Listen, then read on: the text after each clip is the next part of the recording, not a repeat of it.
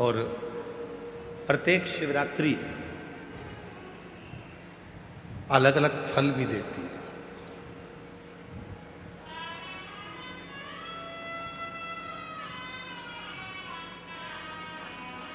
कुछ ना कुछ फल प्रत्येक शिवरात्रि देती है। चलने दे बाबा, गर्मी बहुत है। हाँ रहने दे बस इसको।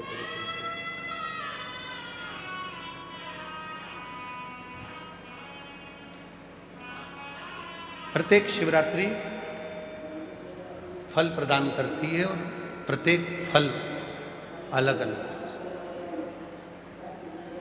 प्रत्येक फल। जैसे महाशिवरात्रि, श्रावण के महीने की शिवरात्रि, कार्तिक महीने की शिवरात्रि, बैसाख महीने की शिवरात्रि। एक शिवरात्रि श्रावण महीने की जिस पे आप और हम पूरा विश्व पार्थिव शिवलिंग का पूजन करता है। करते हो ना आप लोग? ऑनलाइन जम के तो बोलो, सब करते हैं ऑनलाइन पूजन। पार्थिव शिवरात्रि, उस श्रावण की शिवरात्रि पर पार्थिव पूजन आप और हम सब मिलकर करते हैं। पार्थिव, वो श्रावण की शिवरात्रि।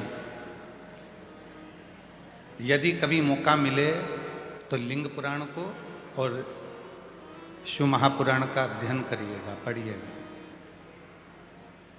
उसमें वर्णन आता है श्रावण महीने की जो शिवरात्रि होती है, उस शिवरात्रि पर यदि कोई मनुष्य भूलवश भी मट्टी के भी यदि ढेले को उठाकर उस पर जल चढ़ा देता है तो उसके घर में कभी संपदा की कमी नहीं आती।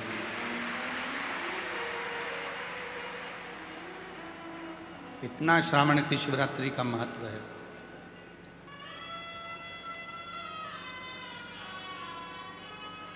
अब दुनिया के लोग केवल महाशिवरात्रि को मानते थे, श्रावण की शिवरात्रि किसी के स्मरण में नहीं रहती।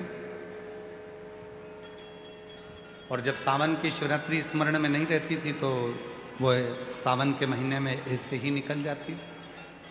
पर जब से शिव भक्तों ने शिव महापुराण की कथा को सुनना प्रारंभ करा, कथा श्रवण करना जब प्रारंभ किया, तो उनके स्मरण में ये शिवरात्रि की महत्वता आई।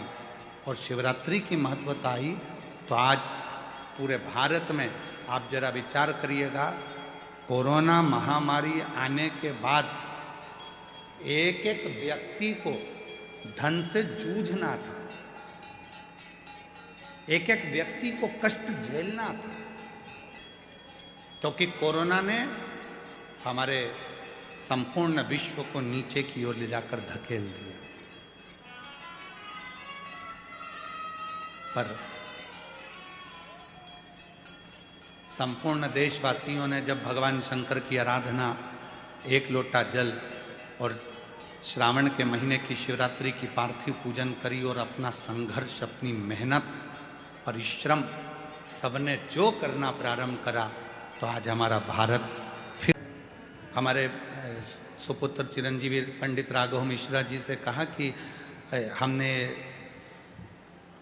शिव पुराण में पढ़ा है कि बेलपत्री की डंडी का मुख संतान के लिए चाहिए, तो उसको इस तरह से रखा जाता है, और बीज की पत्ती का मुख ऐसा रखा जाता है। जरा इसका असर होता है क्या? कोई ऐसा शास्त्र है क्या? कोई ऐसा साइंस है क्या? तो हमने कहा तुम्हारे गूगल में सर्च करो, क्या वो साइंस है? तो पंडित राघव मिश्रा जी ने उसको निकाला और उसको निकाल कर वो हमको बता रहे थे। कहाँ बैठे हैं वो? राघव कहाँ है? हाँ, दे उसको माइक दो, जरा माइक दो। वहीं से बोलो। हाँ, वहीं से। कि तितली उड़ती है तो उसके पंख किस दिशा में जा रहे हैं, उसका भी असर संसार के लोगों पर पड़ता है, तो एक बेलपत्री की डंडी का भी असर पड़ता है। ये गूगल कह रहा है, ये रिसर्च सेंटर कह रहा है, ये साइंस कह रहा है। प्रदीप मिश्रा तो बाद में बोला है, ये सब चीजें लोग उसको अनुभव कर रहा है कि बेलपत्र की डंडी प्रदीप मिश्रा जी ने यहाँ चढ़वा दी, दुर्वा यहाँ चढ़वा दी, जल यहाँ चढ़वा दिया, स्थान पर गेहूं चढ़वा दिया, चावल का स्थान ये बता दिया, तो इसका असर क्या होता है? आपने जिसको पढ़ा है क्या कहते हैं उसको? Butterfly effect.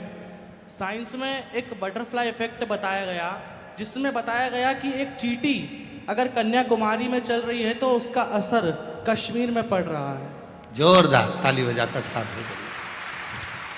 चींटी कन्याकुमारी में चल रही है तो उसका असर वो कहे बटरफ्लाई इफेक्ट। ये एक रिसर्च सेंटर ने रिसर्च किया कि एक तितली का पंख भी ऊपर नीचे होता है तो उसका फर्क संसार के लोगों पर पड़ता है, तो हमारी बेलपत्र चढ़ाने का फर्क हमारी जिंदगी में क्यों ना पड़ेगा? बैठ जाइए, साधु बात। हमने कहा हम इसको बोलते आ रहे हैं, लगभग हमको बोलते बोलते बोलते बोलते इन सब चीज़ों को सालों हो गए, तो जरा अब इस पर साइंस कितना काम कर रहा है वो देखो, साइंस काम कितना कर रहा है वो देखो। तो राघव जी ने उसको सर्च मारा, निकाला, फिर उन सब सर्चों को देखा गया कि कितना कितना कौन कौन से देश पर केवल जरा से पंख का असर कितना होता है। फूल की दिशा, आज दुनिया के लोगों को तो भगवान को फूल चढ़ाना भी नहीं आता।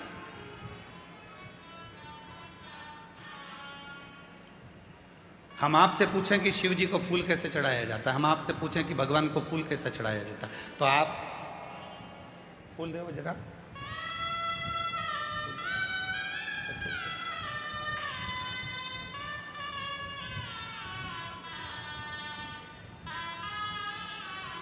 आप और हम फूल कैसे चढ़ाते हैं? शंकर जी पे या देवता पे फूल ऐसे चढ़ाएंगे कि फूल का जो मुख है वो अपनी ओर रखेंगे, अपनी ओर। और डंडी का मुख कहाँ रखा? भगवान की ओर, क्योंकि भगवान जब बैठे रहते भगवान के सामने आप इस तरह से उसको श्रृंगार के भाव से जमा देते हो, भगवान के सामने ऐसे चढ़ा देते हो। अब भगवान है यहाँ, फूल चढ़ा रहे हो, मुख उधर और भगवान बैठे इधर।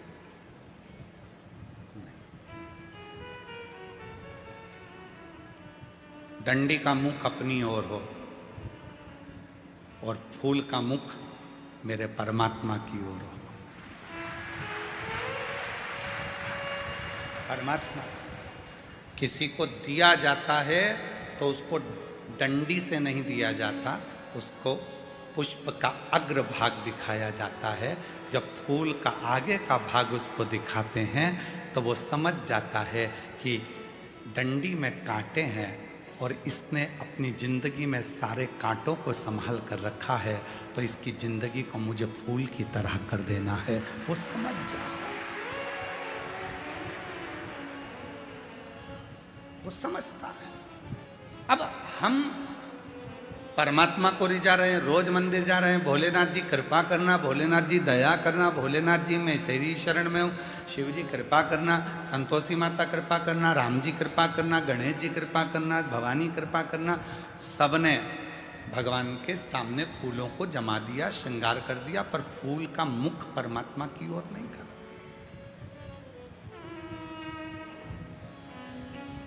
हम क्या सोचते हैं कि फूल जो भी मंदिर देखे उसको अच्छा लगना चाहिए, उसको ये नहीं देखा कि भगवान को अच्छा लगा कि नहीं लगा, अपने को अच्छा लगना चाहिए।